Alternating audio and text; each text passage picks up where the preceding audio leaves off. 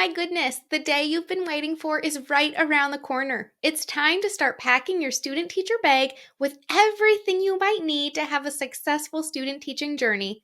If I'm being honest, a lot of these items that are on this list today are items that I've brought to every single school year that I've been teaching. So although we're chatting about student teachers today, you might hear some new ideas even if you've been teaching for a while. If you haven't had a chance to meet my husband yet, let me just say, he's a really analytical guy. It might be the engineer in him, but he's always saying, if you fail to plan, you plan to fail. And I absolutely do not want you to fail. So, on today's episode, we're going to be sharing everything you might want to bring to ensure that your student teaching experience is nothing but the best. Before we get into today's episode, though, I want to take a quick minute and tell you something.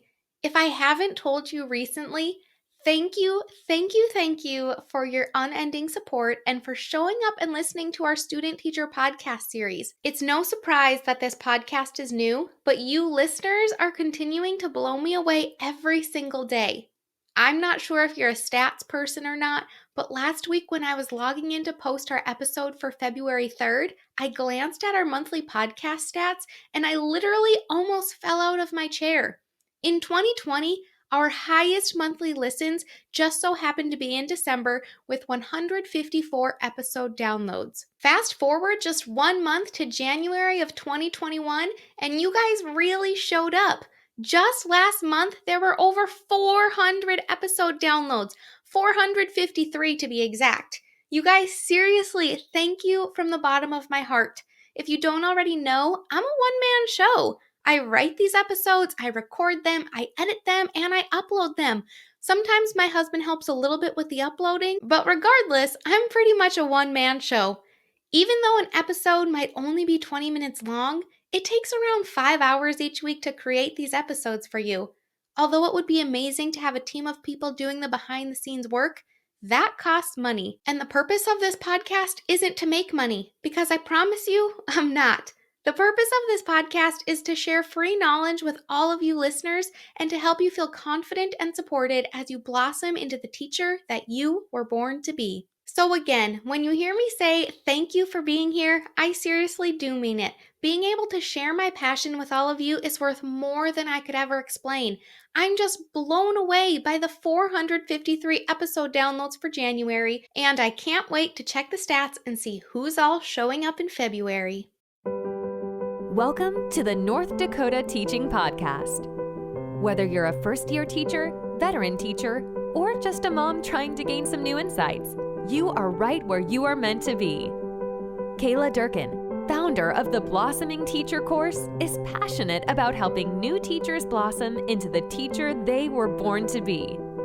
Kayla wants to help inspire teachers to be their best self, whether that means sharing about personal or professional development, self-care, or the latest and most effective teaching strategies. Through this podcast, you will hear from real teachers sharing their stories about teaching, all with one main goal in mind: to be able to make an impact and help other teachers blossom. And with that, here is your host, Kayla Durkin. Hey, after all of that, I'm sure you're thinking, okay, Kayla, we get it. You love us. Now let's get on with the show. So let's just do that. Today we're chatting about what you should bring on your first day of student teaching. And please know, some of these things might seem a bit extra, but I promise there's a time and place for everything that we are chatting about today. I know today we'll be talking about a few items that you probably expected, but we're also going to be talking about some things that you probably never thought about before. So let's start with the basics. You're going to want a teacher bag. I'm sure you've already been searching out the cutest rectangular shaped bags out there, and I don't want to break your heart when I say this, because there's definitely a time and a place for those cute teacher bags, but for student teaching, a cute yet practical backpack will be sufficient. I 100% agree that the rectangular bags are great for days when bringing treats or supplies for school projects, but for the everyday bag, I'm a firm believer in using a backpack. I know there are so many cute options out there, but I highly recommend finding a heavy-duty, oversized backpack. While you're student teaching, you're more than likely going to be taking home the teacher guides, also known as your teacher basils, small group items, papers to grade, seriously so many things. and you'll want a bag that's up for the challenge. There will also be a few other supplies we'll be talking about today that you might want to keep in your backpack, so finding a roomy one with lots of pockets is going to be helpful too.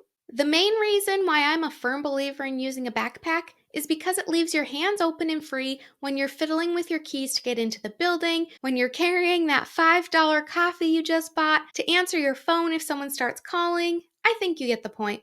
When you're trying to carry a side bag or even an over-the-shoulder bag, the weight in itself can make carrying the bag a challenge, whereas with a backpack, the weight doesn't seem as heavy when it's over both of our shoulders and evenly distributed. Those side bags can also be pretty annoying if you have to keep setting the bag down each time you go through a set of doors or when you're making your way to the classroom. The scenario I'm trying to paint for you right now might not make total sense yet, but it will. And again, I definitely think there's a time and a place for those cute rectangular teacher bags, but I just don't really think they're necessary when you're student teaching. So let's talk about a few things that you're going to want to keep in your student teacher bag, even if you choose the rectangular one. We'll want the cute little items that only teachers ever seem to be carrying around, such as a few sticky notes, pens, pencils, some paper clips and binder clips, maybe a few rubber bands, and a highlighter or a Sharpie or two. And I suggest keeping these little items in a pencil pouch so that every time you need them, you can just grab out your pencil pouch and they're right where you need them to be. I also suggest keeping a small pouch in your bag with a few items such as chapstick, extra bobby pins, a few ponytails, and then even a few medicines. If you go to the Dollar Tree, you can buy these little single-serving name brand medicines, and I suggest picking up a few such as some Tylenol and ibuprofen. You never know, you might have a surprise headache or some body aches because you're honestly going to be exhausted. I also suggest some Dayquil, maybe some vitamin C, because you're going to be around so many new germs and chances are you might catch a cold. And we all know getting a cold can be pretty miserable, so having some Dayquil on hand is going to be helpful. Within this pouch, you'll also want to keep a few feminine products for emergencies and maybe even some Motrin or something that helps relieve the onset of those monthly cramps. Again, we don't want this medicine bag to take up too much room, so consider having just a few of each type of pill. Maybe 3 or 4 max, that way you don't have to replenish it each time you use it, but if you're desperate, at least you have something with you. Okay, this example might be one that seems a little extra, but when I was student teaching, I kept a few travel size items of deodorant, a toothbrush and toothpaste, perfume, a tiny lotion, mascara, concealer, and even a little face powder. I think we can all agree that we've had those days where we're just exhausted and we look in the mirror at the end of the day and we're like, oh my gosh, what happened to me? My face is melting off. Most days, you'll probably just be heading home or heading to the gym, and so you'll be fine. But if you end up having a parent meeting after school or you decide to go for apps after school, it's always nice to be able to freshen up a little bit. Plus, if you're anything like me, when a surprise pimple comes out of nowhere, I like to be able to use a little powder just to tone it down. The bag really won't take up too much space, especially if you're using sample size items. I mean, they're not going to get you very far, but again, they'll be helpful if you're in a bind. Up next on our list is an item for my soul sisters who are known to get a little hangry every now and again. So let's make a little emergency snack kit. This doesn't have to be anything extravagant either, but a little bag with some gum, mints, and a few snacks such as some single-serving crackers or protein bars will really help you if you have to run out the door without breakfast, or even if you remember that you have to stay late and you forgot to pack an after-school snack, or even supper depending on how long you're staying. Sometimes being hungry can almost be debilitating, so an emergency snack really can be a lifesaver. Okay, for our smaller items that we want to put in our bag, the last thing I'm going to suggest is some emergency money. I didn't keep much in my bag, maybe $20 at most, but I tried to keep smaller bills and even some change. Some examples of when you might need this money include a popcorn or hat day, when a student is selling something for their scouts troop or a fundraiser, if you forget to pack a lunch and you need to buy something, if someone suggests ordering in lunch, grabbing a water from the pop machine, really any situation where having some change on hand might be helpful, especially if you're someone who doesn't typically carry cash. This can also come in handy if you forget your purse or wallet or need to run and get gas after school or something. As a student teacher, and even as a classroom teacher, I didn't typically bring my purse into school. There just wasn't really a safe space to keep personal items, and although I never had anything wander off, I just didn't feel comfortable leaving my purse just sitting there on my desk for all eyes to see. But keeping a small amount of cash in my bag was always sufficient. So let's just recap here. So far, we know that we need a teacher bag, and within our teacher bag, we're going to want some little teacher supplies, a medicine kit, a few snacks, and some emergency money. What I really like about backpacks is that everything has its own spot, whereas in some of those bigger bags, everything's just kind of floating around. With backpacks, we can also hide some of the items we really don't just want floating around for all eyes to see, such as our feminine products, that emergency money, just little things that people don't need to know you have on you at all times. If you're using a backpack for all of the above items that I just mentioned, they should fit within one or two of the smaller pockets of your backpack, which leaves those big pockets open for the things that you probably already had on your list that you know you don't want to forget. If you haven't started making a list yet though, here are a few more items you absolutely want to make sure you have. Your laptop and iPad and the charger. Your device won't serve you if it's not charged. A spare phone charger would also be great if you could just keep one in your bag just in case your phone didn't charge the night before. Headphones, if you're teaching virtually, would be really helpful. Of course, your student teaching binder. And if you're new here and you're wondering what to put in your binder, check out the previous episode or head to my blog. I have a blog post about what you should include inside your student teaching binder, as well as binder templates that you can grab from my Teachers Pay Teachers store. You're definitely going to want hand sanitizer, even if it's not COVID or cold and flu season. Just having a travel size hand sanitizer is always super helpful. And of course, you're going to want to bring your lunch. If you're not sure what options you'll have for warming up a lunch, or even if you'll have a refrigerator to put your lunch in, I suggest packing food items such as a sandwich and fruit, or some yogurt and cheese and crackers, or really anything that doesn't require you to warm it up, but can also just get you by when you're using an ice pack. If you like a warm beverage in the morning, you could also bring a thermostat with your coffee or tea, and again, a water bottle is always helpful too. So by this point, your backpack should be pretty loaded up and ready to go, but there are a few more things that I want to share with you that maybe you haven't thought about.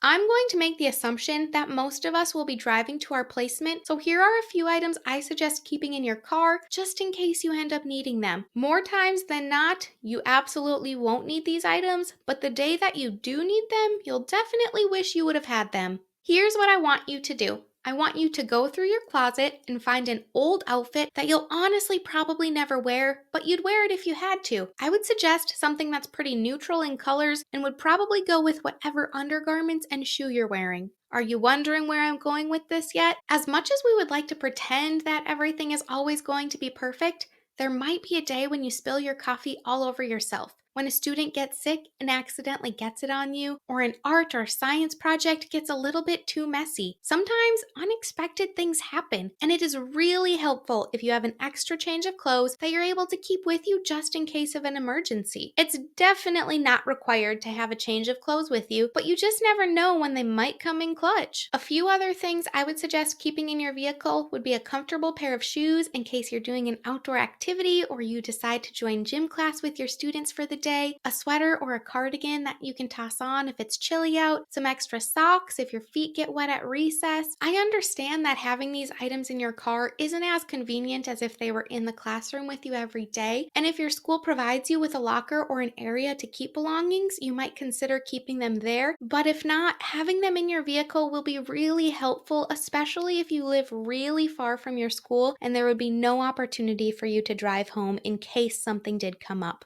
As we end today, I just want to remind you that I know not all of these items are 100% necessary, but if you really do want to be prepared for any typical day as a teacher, having these items close by will alleviate some stress. If you're up for the challenge, I would love to have you take a picture of what's in your teacher bag and post it inside of our First Year Teacher Support Facebook page. I know that there are so many items that I didn't mention today that others would benefit from hearing. If you're not in our Facebook page yet, all you have to do is head to ndteaching.com/Facebook and you'll be able to join from there. Again, that's ndteaching.com/Facebook. Seriously though, I'm excited to see the pictures that you post. I want to know what you keep inside of your teacher bag, even if it is a rectangular bag and not a backpack. I was actually talking to one of my blossoming teacher students just last week, and she was saying how thankful she was that she had her emergency kit packed because it's already came in handy so many times during her first year of teaching. Again, I don't know that every single one of of you is going to need a change of clothes or an extra pair of socks, but I can guarantee that there might be a day you have a headache, or a day that a cold is coming on, or a day that you really do just need a couple extra dollars in cash. Having just a few extra things with you really will be helpful, especially since they don't take up too much space. You just truly never know when something might come up. So as always, if you have any questions or you just need someone to talk to, if you're getting ready for your interviews and you have a question, or you just need to bounce some ideas off of someone,